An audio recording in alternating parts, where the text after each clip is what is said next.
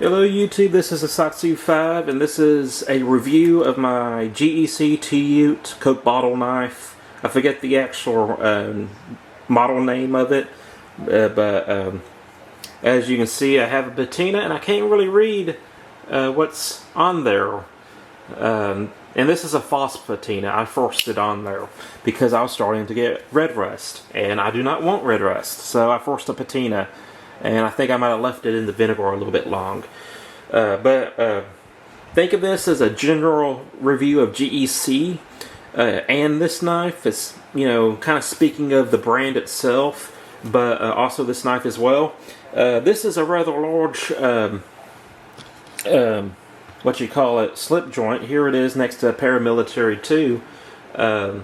Very similar. This knife goes by a few different designations as far as the type of knife that it is. You can call it a Coke bottle. You can call it a beaver tail, which I think a beaver tail doesn't have this bottom bow store. It's a bear head. You can call it a large swell center hunter, or large swell center hunter.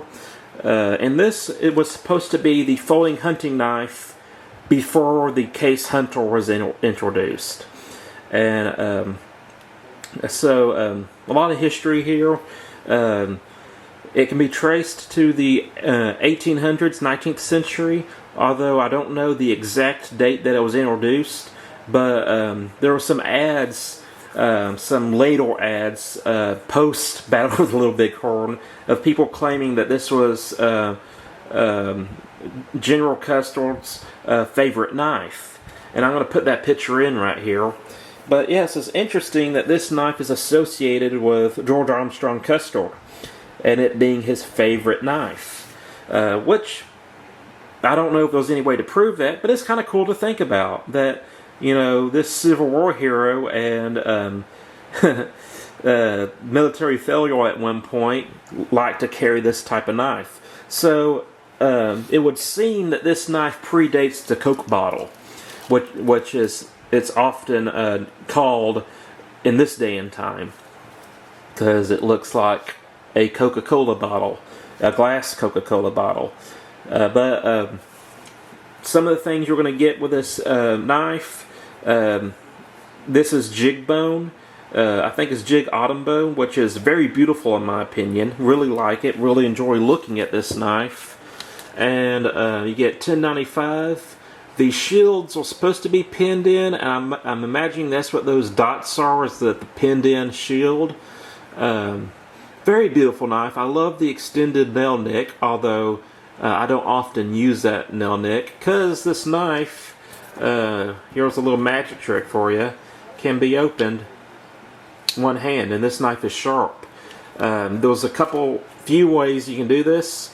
You can use your thumb and pointer finger to get it to the half stop.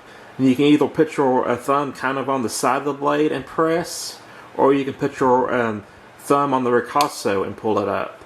Then it has the half stop, and you can close it one-handed as well. Or you could pinch the blade and sling it open like that, like your own cutlery corner. This knife is recurve. You kind of have a recurve to this blade shape. And you have a somewhat decent point. Not that you're going to be doing a lot of detailed work with this point. A lot of belly in this period right here. It's okay for food prep. Probably not the best knife for that. But it's definitely a enjoyable knife to use. Like I said, 1095. Something that my brother noticed, and to be honest, I noticed it too, but I interpreted it as a different thing than him, is that this knife opens up very easily. I showed you how you can open this one-handed, because it's such a smooth and joyful knife to open. I really enjoy using it. My brother, on the other hand, it was a complaint for him, as it was a pro for me. It was a con for him, because he felt that this knife's spring was too free. It was too loose. Now, it's not play but you know the lock can be broken, and when I say broken, just broke free from this open position very easily.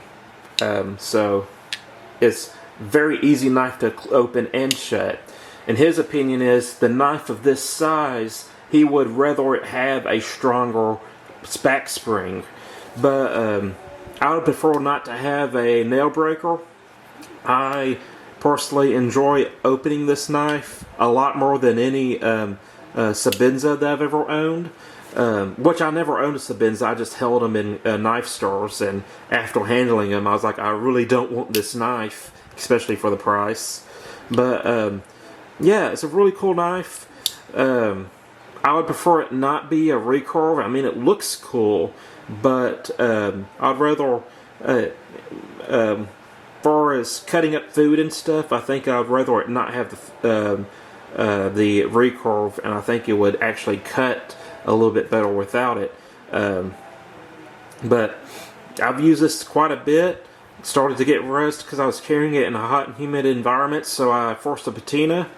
And this is kind of what you get.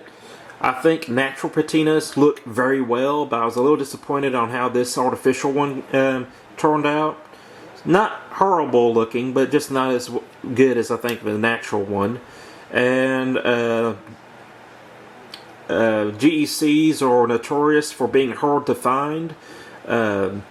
These you can probably find it on eBay, but GEC, what they do is they make a particular pattern for X amount of time, and then they kind of abandon it and they move to the next pattern. So if you want this, I'll look for it as quickly as possible and try to get it before it becomes a unicorn and you have to pay a lot of money for it. So that's it. I'm a Satsu 5, and I'm out.